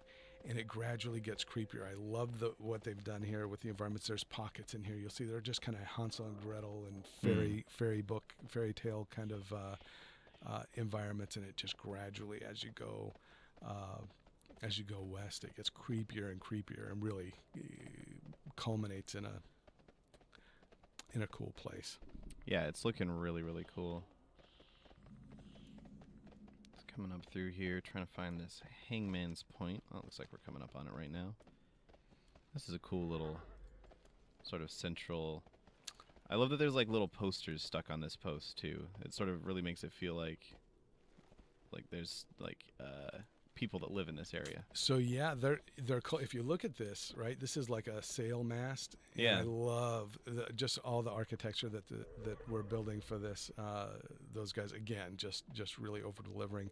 But this Kultiran culture, they spent generations at sea before they found Kultiris and founded this place, and became this super hardy. It's still just part of their culture everywhere. It just kind of emanates that shipbuilding and seafaring kind of vibe. Yeah, there's even like ships just hanging out over there. Looks like a retractable bridge, like a clockwork retractable bridge of some kind. That's pretty cool. Yeah. So coming up here, you can see in the chat log that the constable is attempting to try Lucille Waycrest over here for practicing witchcraft. So we'll go ahead and talk to him. Assume you have a reason for interrupting this trial. Yes, you had a quest marker over your head. That's right. You should have thought about that if you didn't want your trial to be interrupted. Speak with Lucy Waycrest. All right. Oh, Ryder's approaching from the woods now. So there's a little bit of dialogue going on in the chat right now. It looks like the marshal has arrived and is ordering the constable to release Lady Waycrest. The constable is saying no, she's being accused of witchcraft. And the Lady Waycrest is actually saying no, don't take me away, stand down. Apparently she wants to have the trial. Good day to you. Right. So these are her people, right? It's a small village, and our guys did a great job of kind of recreating a little Salem witch trial setting here. So instead of just being heavy-handed and pulling her out of this, she's trying to solve the problem, put their minds a little bit more at ease. Okay, so actually have the trial so that everyone knows she's innocent. Right. Rather than hopefully. Hopefully, yeah. Yeah, maybe she's not actually innocent. Maybe this trial is going to go terribly. That was actually a version of this we're still kind of playing around with, is what if you stumble upon this first before you go and see some of the other content and see how messed up things really are. And Welcome, everybody. Today we're going to be taking a look at the Nazmir Zone, which is available on the BlizzCon show floor at our demo stations. We're going to be walking through that demo experience here today. My name is Josh Allen, also known as Community Manager Lore, and joining me here is Kevin Martins from the WoW development team. Kevin, thanks for being here. Yeah, thank you very much. I'm happy to be here in Blizzard Studios worldwide. Awesome. Real quick before we get started, can you give us a quick introduction of what it is that you do for the WoW development team and for Nazmir in particular? Sure. So I'm a principal designer on World of Warcraft, and I'm overseeing the Horde continent, which is the continent of Zandalar. It includes 3 zones, which we talked about at opening ceremonies, and the one that we're going to see today is the zone of Nazmir, deep, dark, voodoo-infested jungle. Excellent. So we'll go ahead and just get started here. Come get the voodoo. So basically, we've got 2 options at the beginning. We can go to the Necropolis and meet Bwamsamdi, the Loa of Death. Blood trolls are more or less here.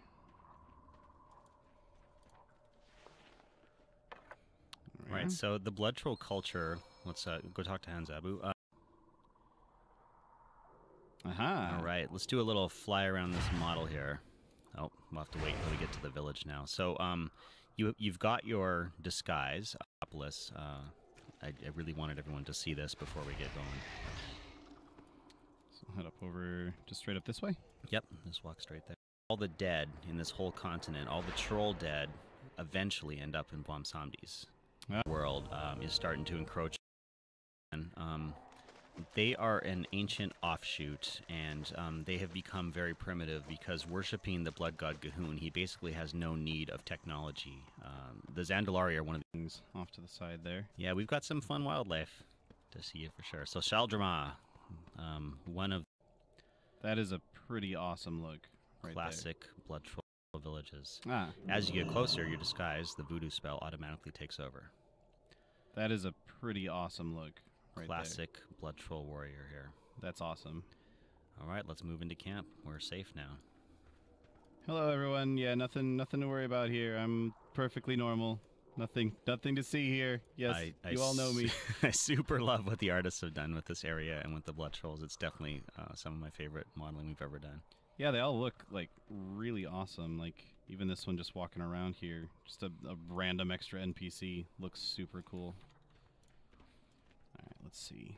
All right, so the Zandalari trolls are no fools, and since the blood trolls are getting more and more bold and starting to do incursions into Zuldazar itself, they have sent spies, and this spy here, the one that's glowing, is Jochunga. He's an agent who has taken on this very difficult task of being a blood troll, and he's chosen to come in as a male so that he's not taken seriously, which means he can get away with a little more spying.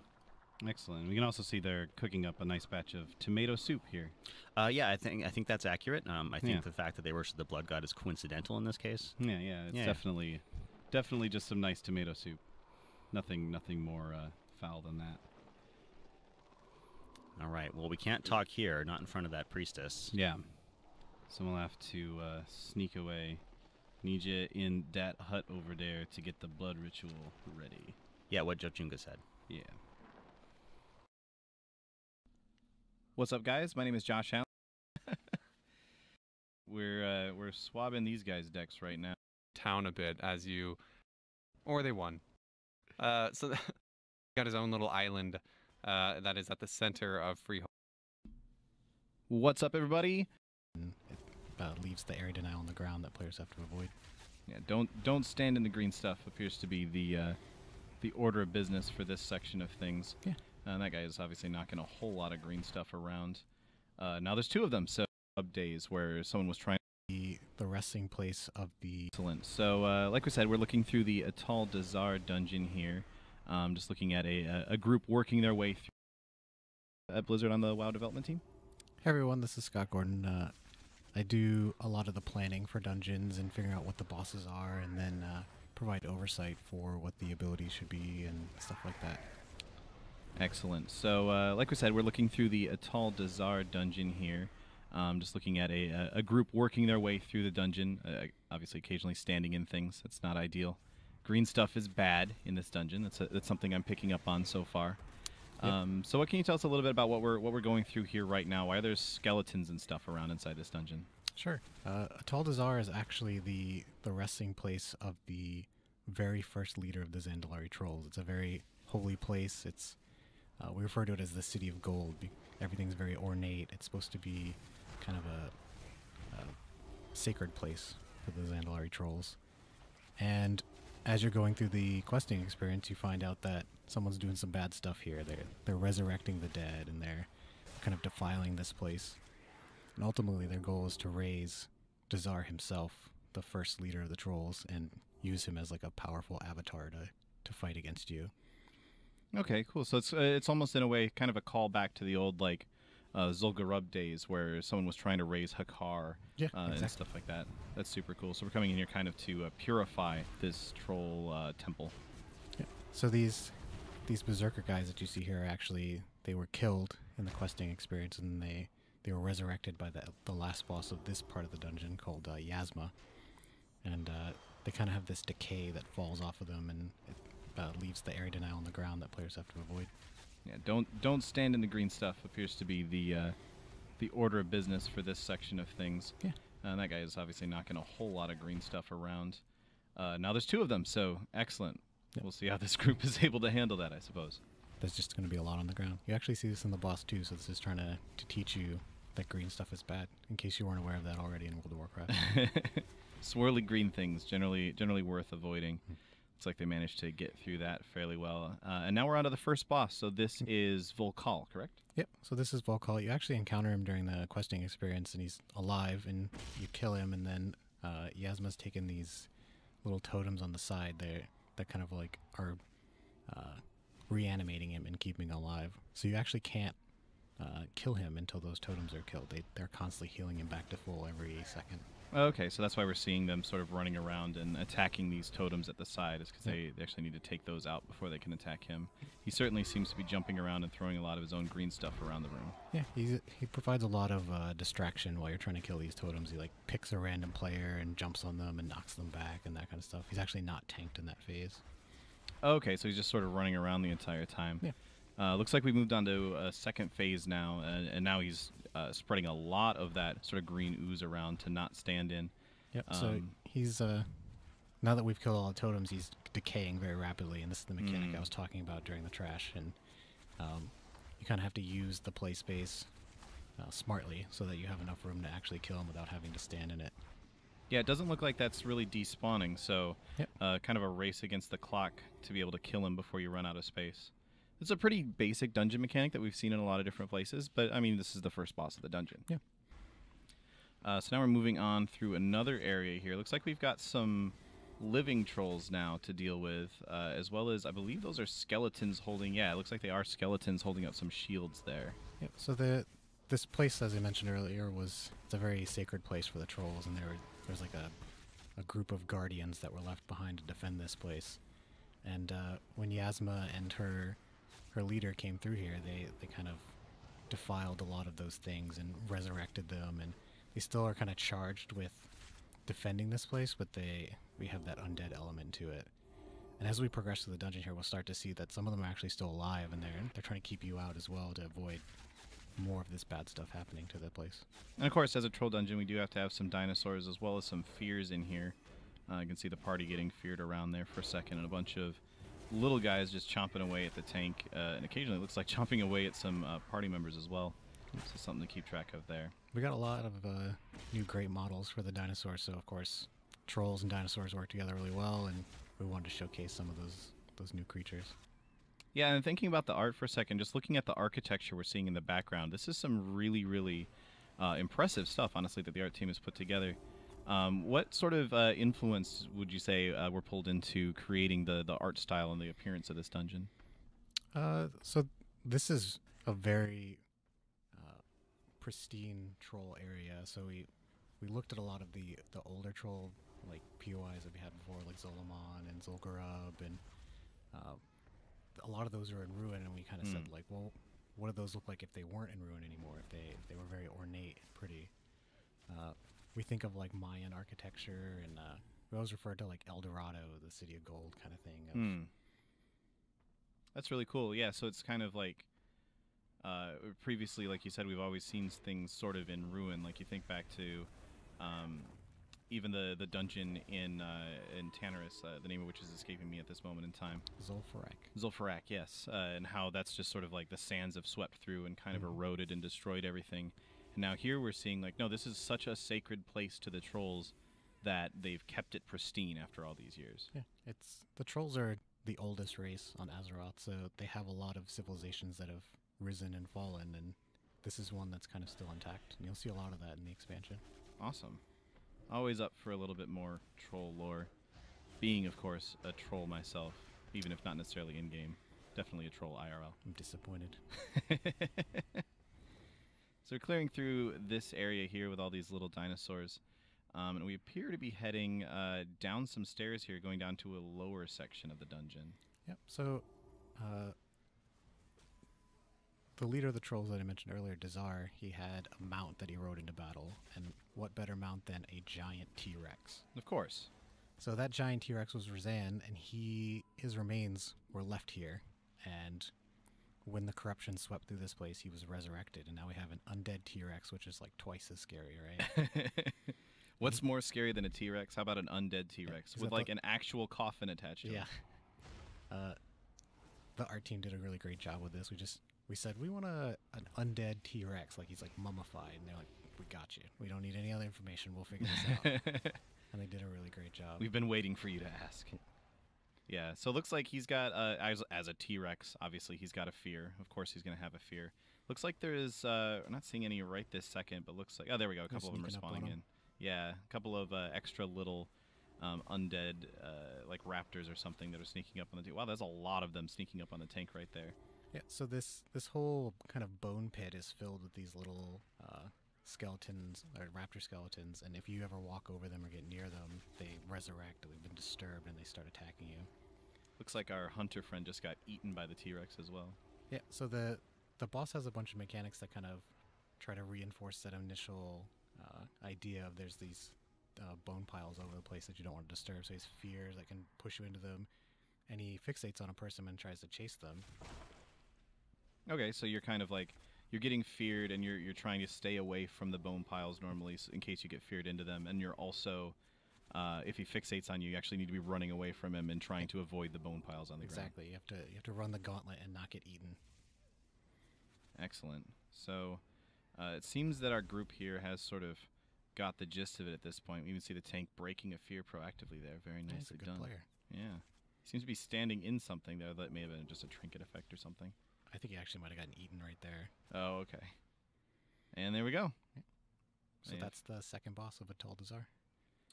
Cool. And now I believe, yeah, we're going to go ahead and head up back out of that bone pit area and start moving on to the third boss. And these first three bosses, they can be done in any order, right? There's no set order to them. So we'll see this a little later on, but this first part of the dungeon is choose your own adventure, and then the temple starts to unlock kind of like Indiana Jones style. We had a lot of fun with that idea of like traps and different mechanisms that would activate as you progress through the dungeon. Yeah, sort of like a Temple of Doom sort of a approach of what if there were just a bunch of traps and stuff in here and weird mechanisms to deal with. And I think we are going to see some of that here in just a second. Of course, we do have to clear through the rest of these little dinosaurs first. And now we can see even more of those defenders that you were talking about earlier, the living trolls that were left behind to keep the place sacred. Yeah, so this is the first time the players are encountering these in the route that they took through the dungeon. So these are the sacred guard that were left behind to defend the tomb of the first king for all time. And here we get to see some of those traps that I was mentioning, like the temple is defending itself. Yeah, big flame jets here. You have to sort of run the gauntlet through. Don't get too close. He realized what he's doing. Oh. Yeah. I feel like that's a mistake that you only make once. Walk directly into the fire and then go, maybe not again. So here we are with the third boss in the route that these players took. This is Priestess Alunza. And she's actually uncorrupted and still trying to defend this place. Like right now she's trying to draw the magical energy out of these pools of gold that are on the side that have been corrupted. And that's her in the back over there. They're fighting a trash pack that's in front of it right now, but she's just sort of waiting in the back there. So as they continue to work through her last guard, then we'll be moving on to fight her. So if she's uncorrupted and guarding this place, why do we need to fight her? The guardians of this place are kind of charged with keep everyone out. Like okay. The current Zandalari trolls don't come up here. Obviously, the players would not be welcome up here. It's very holy ground. You're just defiling the place by being here. Ultimately, your intentions are good. You're trying to stop one of the bad guys that you encountered in the quest experience. Okay. So in order to get to the end boss, which is kind of the reason we're here, we have to go through everybody else first. Now, is she an actual gold troll? Yep. Interesting. So I mentioned earlier we call this place the City of Gold, and you see it in a lot of the architecture, and then you see it here with this boss where she has the gold-colored skin, and she actually uses kind of a gold magic. There's these pools of gold on the side, but you can't really see them. You can kind of see one in the back there, I think, that the blood puddles are sort of falling out of. Yeah. So she's trying to cleanse that gold. She's trying to get the corruption out of it. Ah, I see. And that's what the slimes are that are moving across the play space. So those are actually her, like, in the process of cleansing that gold, they're actually being forced out of that. Yep. That's cool. And she does this mechanic here where she kind of siphons life off of people, and if they have that corrupted blood in them, it hurts her rather than heals her. Okay. So there's, we kind of just saw it there a second ago. There was a little red blood puddle on the floor. I think we've seen a couple of those before as well. Now here she's going to do it again, and we'll see. Okay, so they all got the red beam that time. Yeah, so that means everyone did it right. When it was the gold beam, it was actually healing her, so it made it harder to kill the boss. Okay. Get the red beam, kill the boss. Seems straightforward enough. And now that we've defeated all the defenders, head back through the fire and the flames here. This One guy person gets left behind. And I think that's their healer too, yeah, so he was maybe never everybody seen else should again. hold up. So here we are now that we've defeated all of the bosses. We activate one of those mechanics I was talking about where the temple kind of comes to life. That is a really cool effect. Like that was a waterfall before, and now it's just turning into some stairs for the players to run up. And there's spiders. Yep. Excellent. You gotta have spiders. Obviously. So the last boss's dungeon, Yasma, used to be a good guy. She was part of what's called the Zanchuli Council, and her Loa was the Spider Loa. And during the questing experience, she actually consumes that Spider Loa and becomes kind of this hybrid, half spider, half troll. And that's why you see these spiders here as part of one of her mechanics. I see. Yeah, that's if I'm remembering correctly, that's kind of similar to what we saw in Zuldrak during Wrath of the Lich King ages ago. There was a couple of trolls there that had tried to take the powers of their Loa, and it didn't turn out too well for them in the long run. Never does. I'm not really sure why they do it. They just keep trying, and it doesn't work. Definition of insanity. So now we're fighting the last boss here. I just saw a character get some sort of debuff and run away. Yeah, so she tries to draw the spirits out of the players, and when she does that, she marks the player, and you can see that the spirit's actually moving towards her. Ah, I see. And if you don't defeat it in time, it gives her a big damage boost and makes it a lot harder to beat her. Okay, so pretty standard sort of, you get the debuff, run away from the boss, and then kill the ad when it comes out. Which is kind of cool for a dungeon boss. It's sort of combining a few different mechanics that you often see even inside raids. So that's a cool way to sort of teach players. This is how you handle mechanics like this. And the